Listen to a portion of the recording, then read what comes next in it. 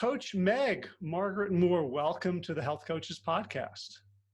Well, hello, Howard. It's really wonderful to be with you. It's an honor because probably there would not be a Health Coaches Podcast. There may not be a Health Coaches profession if it hadn't been for the work that you have been doing over the past couple of decades. Well, thank you for that. Yes, it's been a long journey, but I'm not alone. Nope. You're one of the vanguard.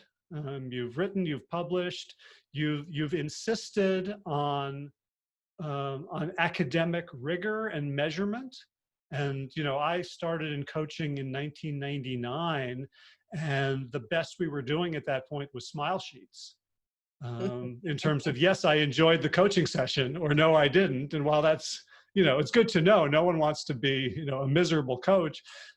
It's very easy to collude with clients and have a good time and accomplish very little. So I really want to honor the ways you have pushed the profession to the point where we are starting to know what we're doing. Well, thank you for that, Howard. That's a long story. Well, let's start there. I want to talk mostly with you about how to be a coach and what you've learned in all these years about what works and what doesn't.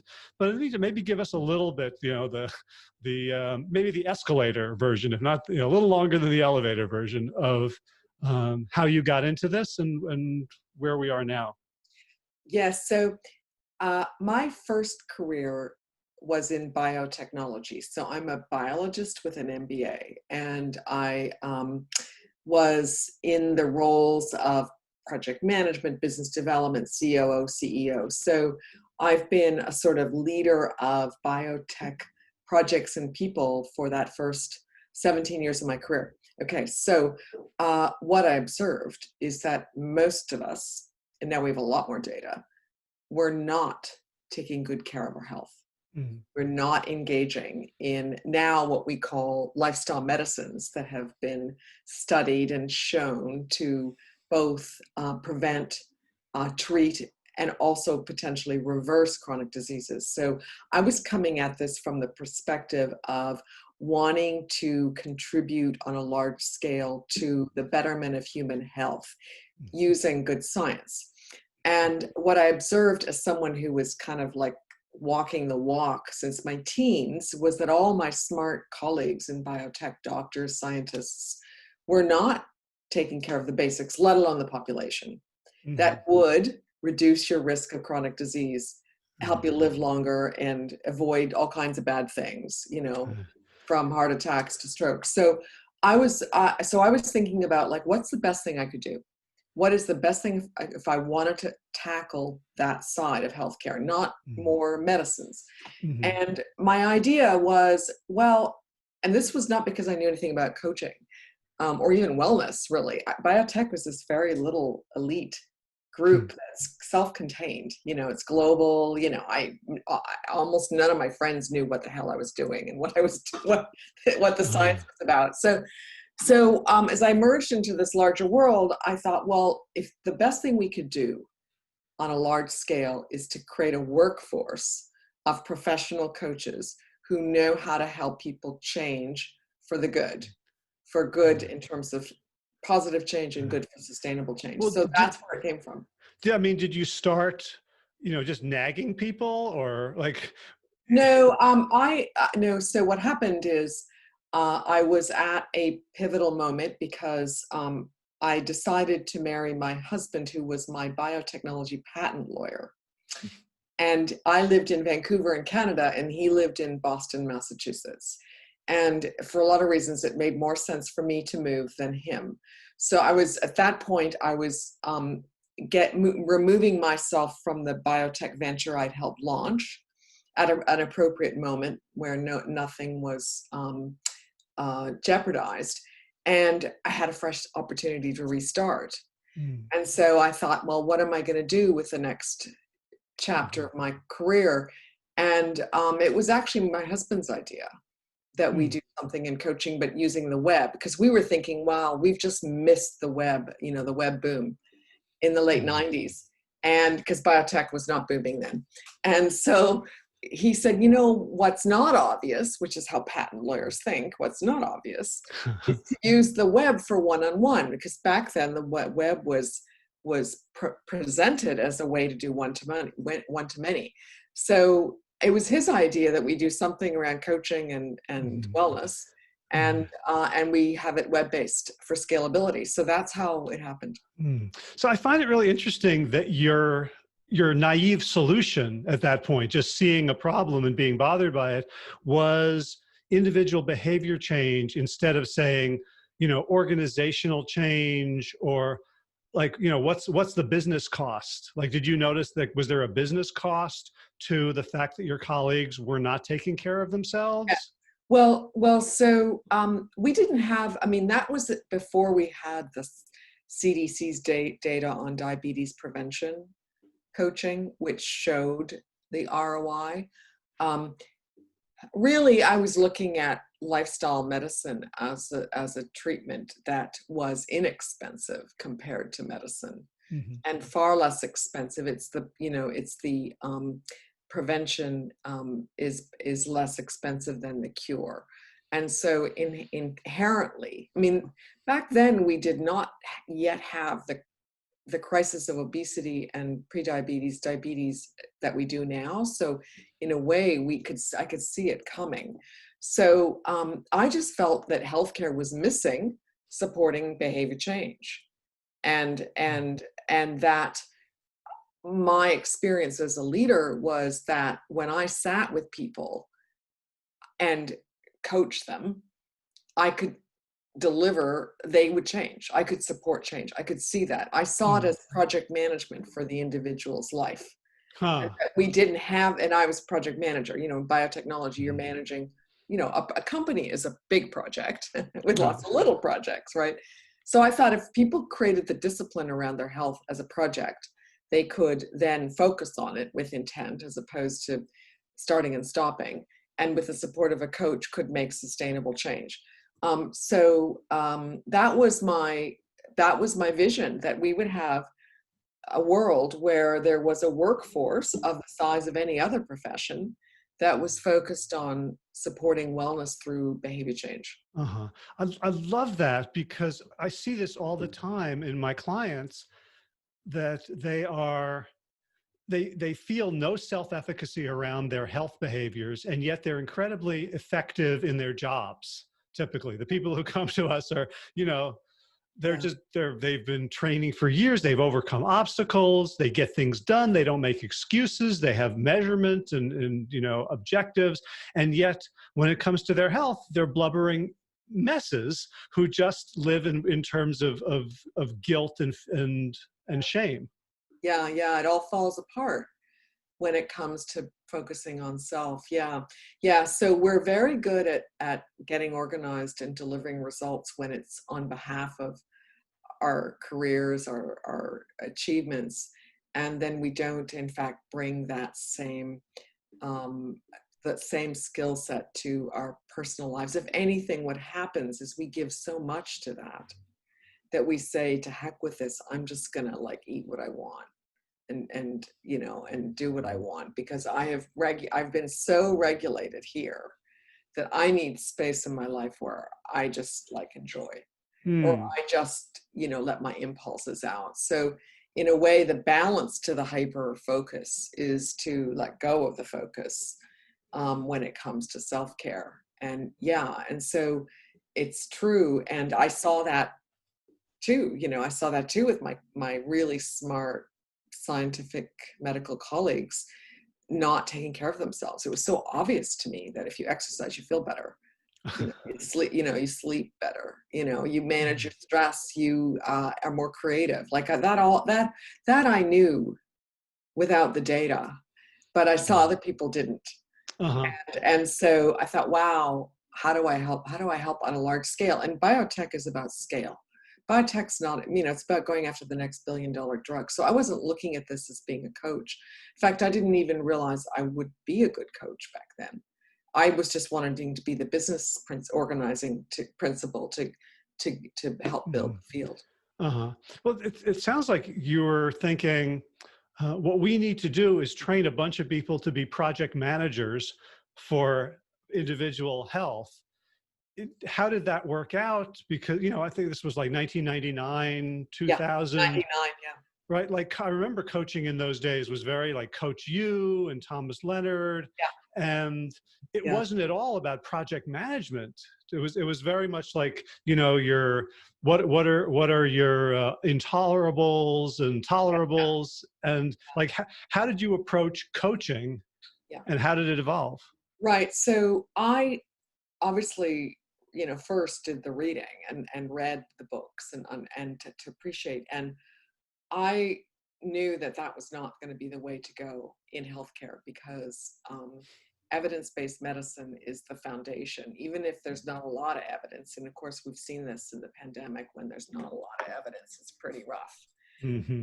But that we needed to ground coaching in science and theory. And so I set out from scratch to build a coaching protocol that drew on the main theories. So I met Jim and Janice Prochaska who are who created, well, Jim created with the team, created the transcritical model. I learned about self-determination and motivational interviewing. I brought in an expert in counseling, and then eventually positive psychology. So I went looking for the theories and then quickly I started to just do it. And what happened, and building a team of people who had these other knowledge of these other theories. And quite quickly, I mean, we built a protocol in the first year and tested it in the second year with 3 groups from 2 Blue Cross companies and a bank. So I trained a group, I created it, I coached, I looked at the theories, created a protocol, we wrote it up, then we trained, I think it was like 6 or 7 coaches. Then we did these projects with a bunch of clients. We tested the data before and after.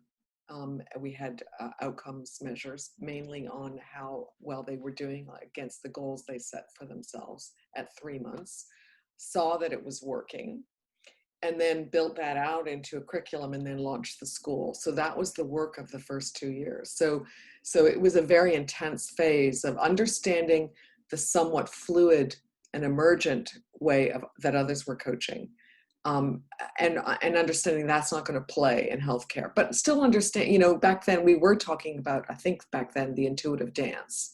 We Hmm. understood that there was this generative place, which we coined as the generative moment. That was, that came out of that team that developed the relational flow theory that I led, that came out of an International Coach Federation coaching research seminar.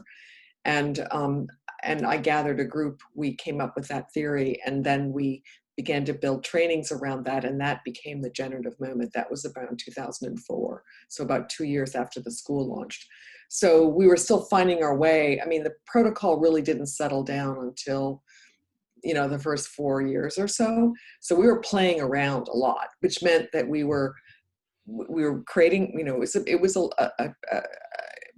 not so much a checklist as an outline of like, what are the, how do you draw out motivation, and starts with a vision, because a vision is intentional design of the future you want, which up regulates motivation using imagination. And then what is your autonomous motivation? What are your values? And then self-efficacy, how do you build strength? And then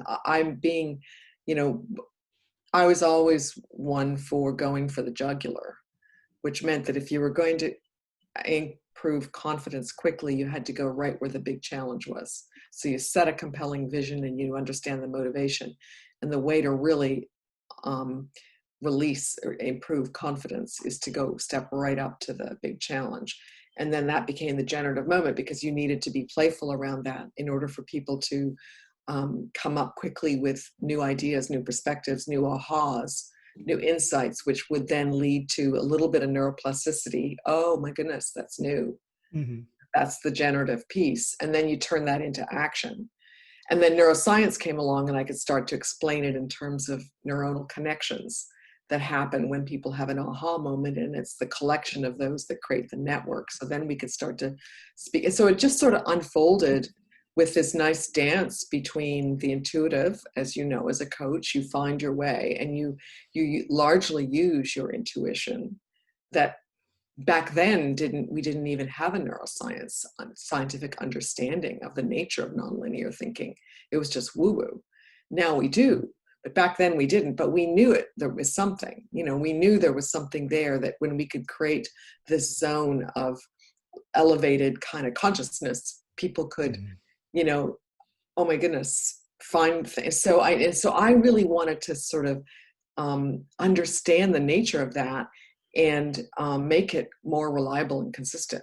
And so that's where I brought my scientific mind to coaching, as opposed to, and I remember there was a conversation at the Coaching Research Symposium among my peers around this, which is that if you create a theory for the intuitive dance, you'll destroy it, because it's meant to be on a creative process. And I thought, no, that doesn't compute. If you create a theory, you can make it more consistent and reliable. So so I was bringing, my husband and my current husband, both husbands were scientists. So I was very much schooled in the in the understanding of how do you create a hypothesis, and then how do you test it. And so I think that was always woven into the way we thought about coaching methods. Yeah, I mean, it strikes me that your background, as unrelated to coaching as it was a huge strength, because it sounds like you were viewing it like drug development. Like, okay, well, that was part of it. But then what happened, Howard, was that, so, in personality terms, I was an extroverted thinker, ambitious achiever, so very strong, and I would never have said I was intuitive or creative. What happened is, when I started to coach people, and usually in public, because that was how I was able to show people that it was different from their authoritative expert mode as a dietitian or trainer or even therapist. I was using my intuition to read where the person's stuck point was. And so I quickly realized I could get people to their edge and then past it. And I had never used that skill before, really. Right. And I didn't know I had it. I really did not know. I did not know I had the intuition of a coach. I did not know. And I found it. And so it found me, really. The ability to, the business part I had, the design, but the part I didn't know I had. And so this is often what happens, right? You in life, when you go on new adventures, you find parts of yourself that never got used before, because biotech's a very linear field, right? It's data driven. Yeah. There's some room for creativity in the discovery process, but by the time you get into drug development, it's all process and linear, and you do this study and then the next study. So I had that down. What I didn't know I had was the intuition. And many coaches who've been through coach training say that that's the thing that got unleashed. That they we're all in corporate world pretty linear, and then in the coaching conversation, you don't have a clue. You hardly know the other person. You have no idea how their mind works. Right. There's And no the more, yeah, and the more you know, the worse the conversation is going to go. The more you think you know, right? The more Like, you think. oh yeah, this person reminds me of that, or I know how this plays out. That just gets in the way. Right, because then you're not reading, you're actually not in receiving mode, you're actually in sending mode, and you're in decision mode and judging mode and guess, and so so that's that it was really important that I discovered that I could be with people and see something and then help them find it and then help them get past it. And that's what is really, for me, the center of coaching, is the growth edge. Right. So let's just talk about the generative moment. First of all, can you have an example? Like. Well, so in our basic vision tool at Well Coaches, we help people generate positive resources by thinking about what's good in their lives and what are their moments of thriving Hmm. when they have real joy or flow, or as if they had wings. And then we help them create a vision for the future they want, which probably is more thriving. And then to really understand the heartfelt values and reasons that they want that. And then we get to the challenge. So the challenge is whatever is in the way. So it can be, anything from lack of time to I'm neglecting an area, like I'm not taking care of a big part of my work life, or this, it's really what it's any challenge, like, New Year's resolutions. Hmm. People have resolution by February. The real reason that they didn't have success before, they're too busy, they're too tired, they're worried, there's no time, just all the universal reasons why we don't stay on track, and so you get to that moment, and you have to really help clarify exactly. Well, here's an example I can think of from a recent session, where the client is a leader of groups, and in communications is very quick to go with what's wrong. Okay, I see this is wrong, and so they like zoom in, and this is wrong, and before they know it, they've sliced and diced someone, and it didn't work. The Hmm. person now feels they've withdrawn, or they've gotten angry, and they may have called the situation correctly, but the way they implemented didn't work. And so then, but they go to that place of critiquing very quickly. So then how do you have them stem back and say, as the critiquing energy emerges, and you become awake to it, what do you do to steer around it, so that and what other behaviors could you do? So it's first understanding the real nature of where am I stuck, and where's the moment at which I move into a place which is not helpful. And then first understanding what that is, and that can take a few minutes to really understand, like, where is the tension? Yeah, like I can't, and then what do I do about that? And then how do you make that creative? So I recently did an exercise in a demo where I put up the values and actions character strengths. It's a list of 24 character strengths. So once we had the tension, this is it. And you can tell they're in the tension. Yeah, this is it. Okay, this is uncomfortable. I don't like this here. Yeah, you're right. This is yucky. And, so you have to help people get there. So then you want to do things that get them out of the box, right? You want them to start to see things differently. So like a very quick trick is I put up the list of values and actions, character strengths. I said, okay, pick one of those that's relevant to you right now. And so they pick one. I said, okay, how do you connect that to your challenge? And they go, what? And their mind starts going, oh, that, oh, and that, oh, and that. And then we're into a flow of ideas and generation. And then, oh, okay. Hmm. Okay. So you feel the tension shifts to relief, like a release. There's a palpable change in their energy. So you're basically getting people to the tension, to the growth edge, and then you're trying to help them get past it. So it's like they transcend it in the moment. And that doesn't happen all the time, but that's what the generative moment is. Gotcha. The shift in perspective till they get, oh, yeah, hey, that I'm not looking at it this way. That's a different way to look at it. Now, if I looked at it that way, and of course, we don't know which perspective is going to unlock the key, right? We have no idea. We're just, putting random things out just to see whether it can trigger the leap in. Right.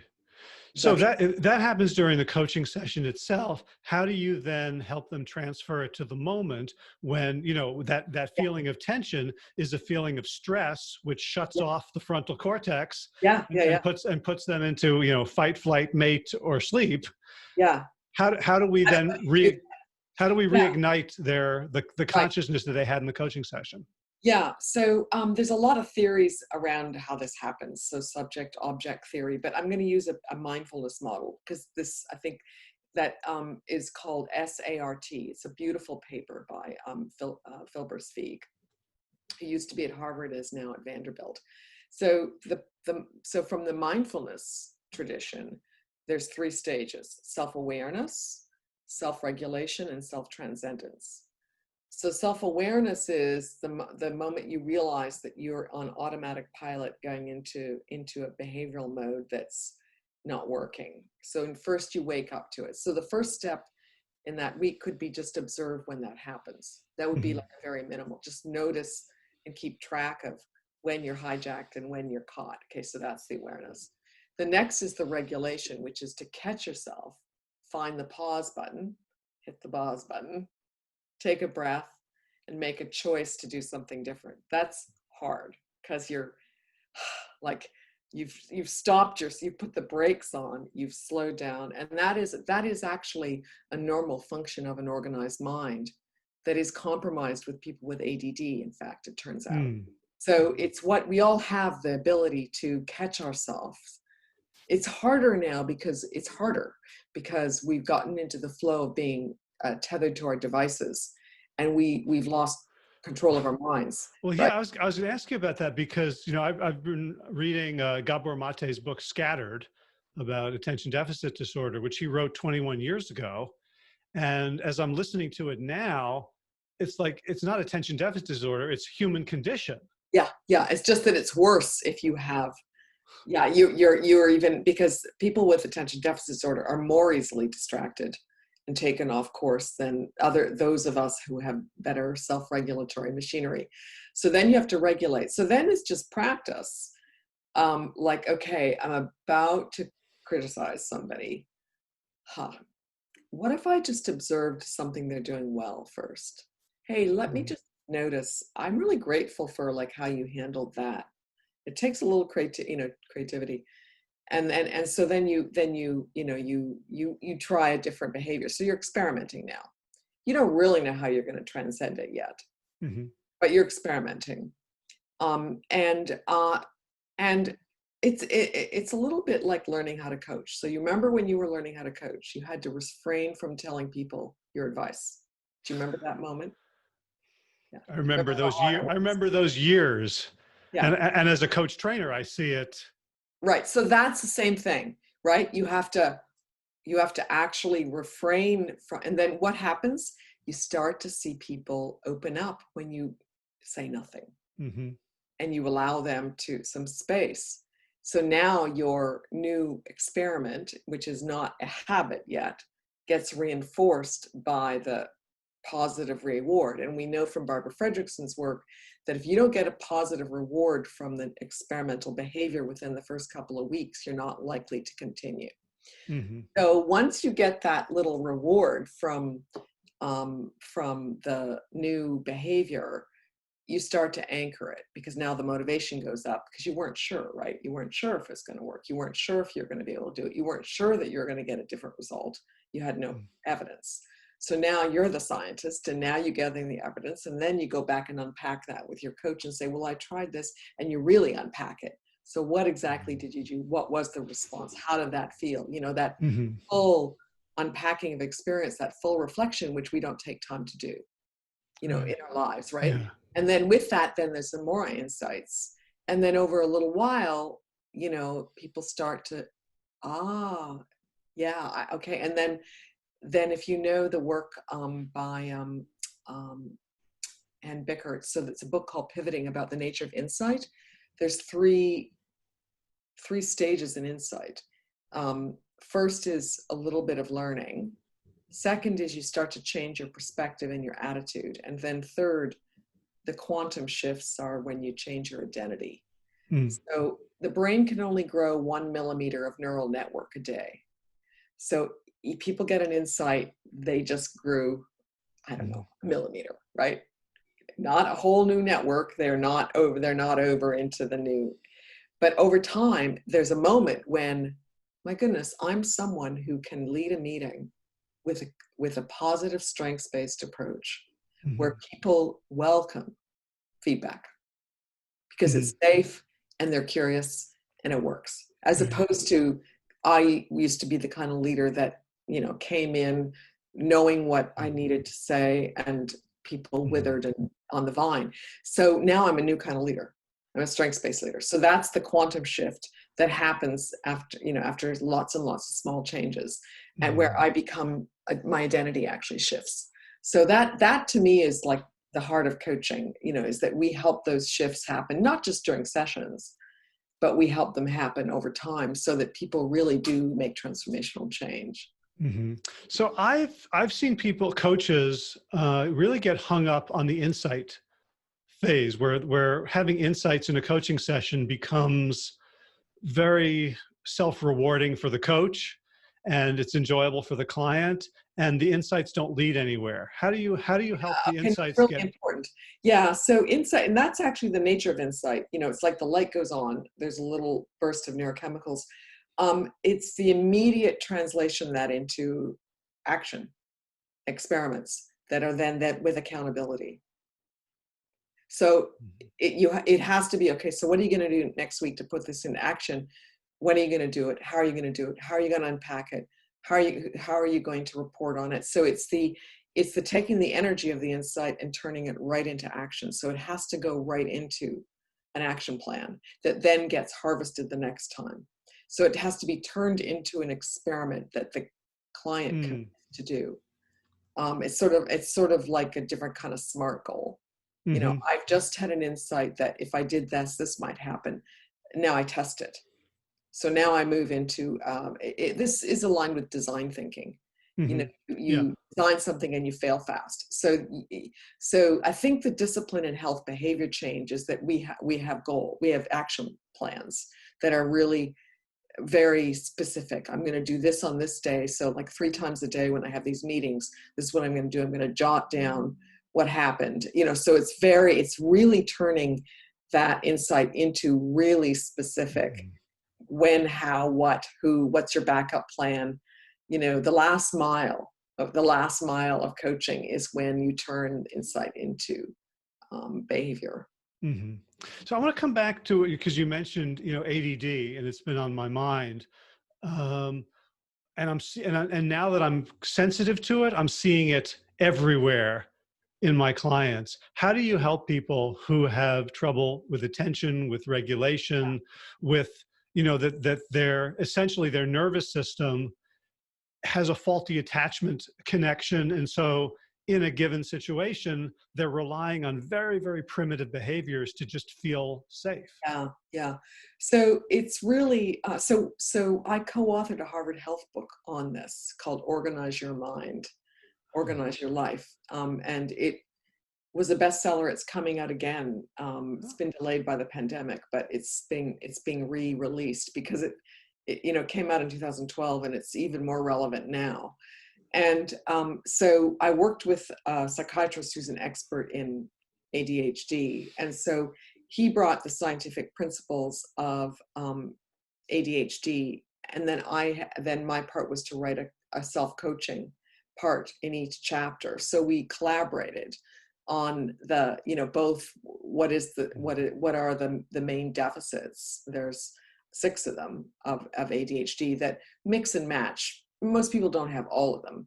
Most of us have some of them now because we lost moments of mind wandering, which allowed our brains to organize themselves. We used to have Sundays with nothing to do. We used to stand in a line with nothing to do.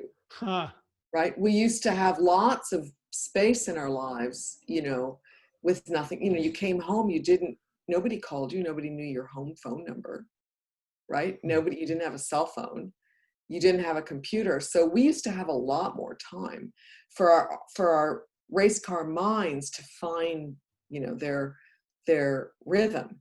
And now all our attention is going into some kind of thing.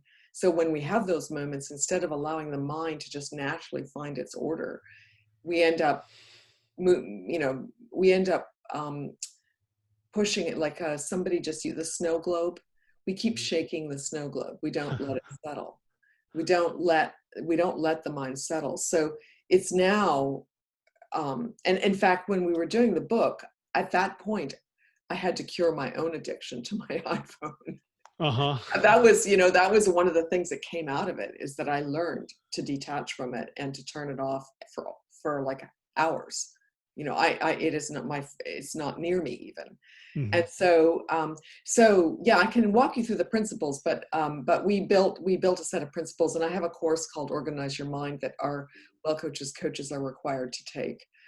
So yeah, so there's some very specific things that go awry, and they're very specific things we can do to correct those, and they're behavioral experiments and processes. So it's like any behavior change. You want to pick 2 or 3 habits that together get you to a place where your mind has at least moments of calm and Hmm. and Gotcha. undistracted deep focus. Gotcha. So given that coaching is a complex interplay and there is a lot of intuition, and yet you have theoretical underpinnings and you teach coaches, and you've gotten, you sent me a link to like 12 peer-reviewed studies of Yeah. the efficacy of Well Coach's approach. How do you then continue to make it better?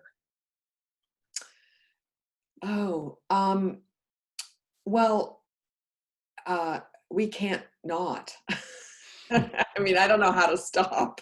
No, but I mean, how do you, Yeah. like So one of the things I wanted to say is like your yeah, background in drug development means that you're very, like when I started coaching, I fell in love with the theories that I was doing. So I was doing fine. And there was a period of about 5 years where I did not improve at all because there was no feedback for me upon which to improve. Either, oh, that client was recalcitrant, or that one, they weren't paying for it themselves. Like I always had an excuse, yeah, and I right. didn't have ways to experiment. You have a Yeah, platform for experimentation. yeah.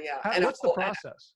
yeah, well, so with at the school, so at the end of the training program and mentor coaching, there's a practical skills assessment that is, that evaluates a set of skills that we believe are related to outcomes, and that part of coaching research is still to come.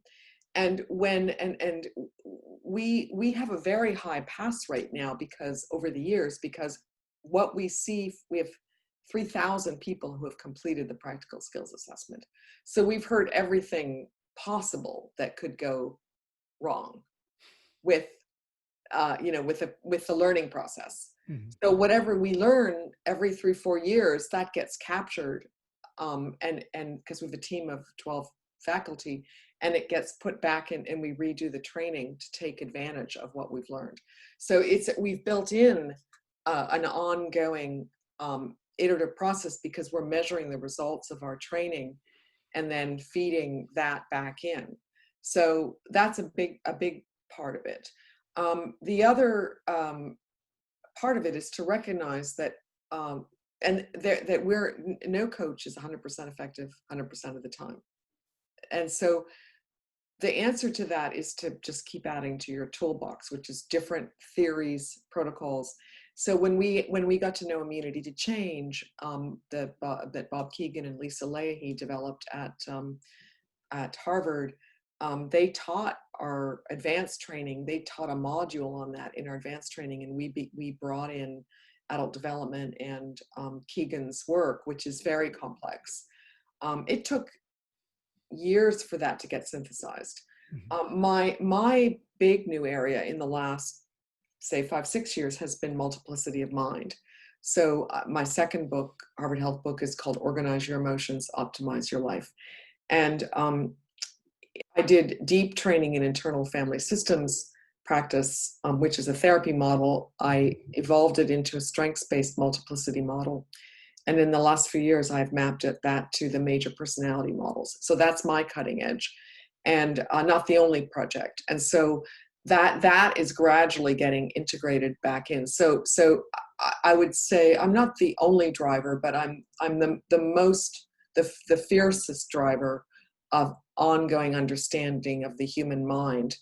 And so now when I work in executive coaching, I'm helping people understand how their ego is structured around the parts of their personality that are dominant, that are the strong, critical, forceful parts in their inner dialogue, Mhm. and then realize that there are all kinds of parts of them that are underused, and helping them find those. So that's much more complex than health behavior.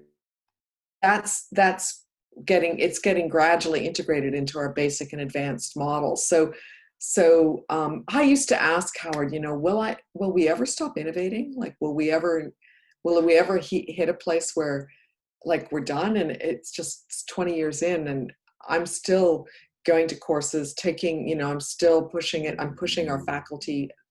Pushing might be a little too strong a word, but I'm setting an example of, let's keep adding new Yeah. understanding. So we just built a 10-part skills course for the pandemic. Uh-huh. That is a different take on a lot of same skills we've always been teaching, but it's put it into a different lens, and it's added a lot of interesting new ideas. So it's just this continual exploring new areas of mostly psychology and neuroscience, thinking about so it's this dance between new science and new practice that maybe never stops. Right. I keep finding that the course I teach is 12 recorded modules, and it's now 3 years in. And every time I then engage with students about it, I am criticizing more and more of what I thought and believed and Yeah, emphasized. yeah. So, well, like, okay, I just have to redo this. Yeah, and Um, that's a good thing, because it means that um, coaching's really new. I mean, what I love about coaching is that it really is just the term we use for leveraging all we know about the nature of humans and mm, our need for thriving and competence, which means we need to grow. Growing is uncomfortable. We talk about growing pains, right? And the world is now changing so quickly that we've got to learn how to change ourselves more quickly, right? Because we're not keeping up.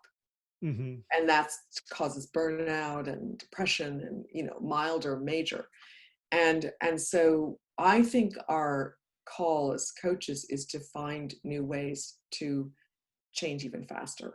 Mm, you know like, yeah. make it easier and faster, because what's happening with the pandemic, people are resisting change. Like, that's what makes suffering up. I'm not talking about the loss of life and livelihoods, because that's huge, and so there's an enormous amount of loss and grief. But if you separate that out and you look at the disruption to our daily lives, that's a lot of change, right? Yeah. We had it in Yeah. for and so those folks who are doing well are the ones who know how to change themselves fast enough Hmm. so they can Yeah. be with it. And so I think I think it's much broader than the term coaching. It's Yeah. really about how do So, we stay agile and keep evolving fast. yeah. So regarding that, like before we started recording, we talked about a project you're working on that's sort of a social justice project, like, global, societal. And there's a group of like therapy in the Western world that's about helping people fit into society and be productive.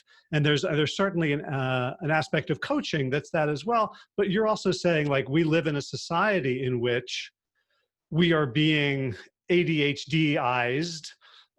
We live in a society in which there's racial inequity, in which there's economic inequity. Do you see a place for coaching for social change, as well as just helping individuals adapt to a really dysfunctional social situation? Well, I would say that I'm stepping into the space. I don't know where it will go. Like, I really don't. My intuition is leading me in this direction to really dive in to all of the amazing work that I haven't been reading, about racial inequity. I mean, as most of us who are white haven't been really diving in. It's been in our peripheral vision, not in our central vision. And I suspect that the society that emerges from this will be more humane. There will be more dignity for people. Will be more focused on everyone's well-being. That we will help everyone reach their full potential more than we are now, because that's the inequity comes ultimately is when people don't get the same opportunities that white people have as the majority. And I don't know whether my view of coaching will change, or whether that just entering into that space, because everybody is, right. The white majority has never really been asked to consider a world where our culture is not majority, that there's a synthesis and integration, right? That's Well, really, it's our generative moment, isn't it? yeah. So in that sense, I feel as though I'm with everyone else, really exploring this, deeply caring about the terrible consequences of this, and just feeling like I should be in the space, and I don't know where it will go. And I know, but I think the principles of coaching, which is to help people realize their best potential, are at least relevant. And and I don't know if they need to change. I don't know. In reading about white fragility, um, and how whites don't want to have their beliefs around their implicit biases even questioned. We go into I'm not a racist. What are you talking about? Those are bad people. I'm not one of those people. Like, just completely shutting down conversation, and which is an ego protective response, right? It's not just in this case. We do a lot of it. And what does this mean as a growth edge? Yeah, for all of us. And so I think I'm mostly in a place of feeling compassion, wanting to help, and also being really curious, Mm-hmm. really curious about what Yeah. this means for the human mind and the world.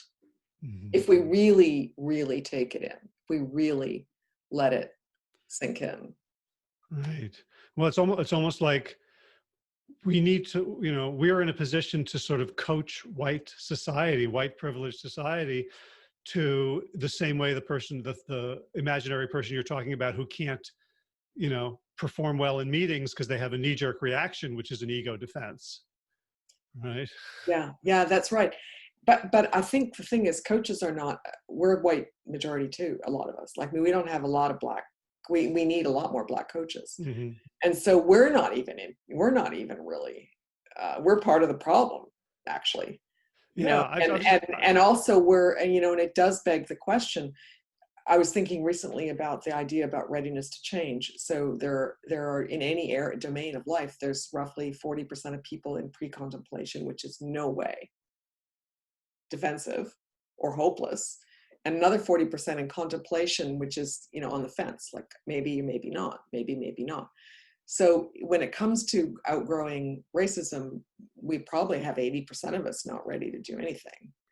And so there's only 20% of it. So all we can say as white coaches is maybe we're readier to change, but we haven't changed.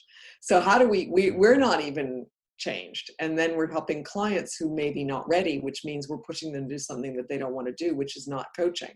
Mm-hmm. So there's a lot to talk about here. Right. Like Well, it's a whole new, we'll be a lot further along in a year from now, because we've leaned in to understand it.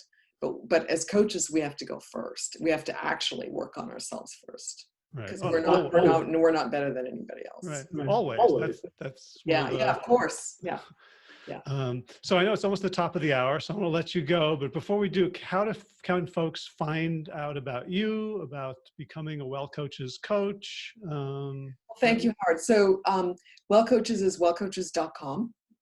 And my website is coachmeg.com. Awesome. So I'll include links to everything that I managed to write down that you mentioned in the show notes for today's episode. And again, thank you so much for all the work you've done to raise up this profession. You're one of the giants upon whose shoulders I like to think my work stands. And it was just a real pleasure getting to talk to you. Thank you, Howard. Lovely. Good luck. Lovely All right, conversation. thanks. Okay. Take care. Okay. Bye. Bye.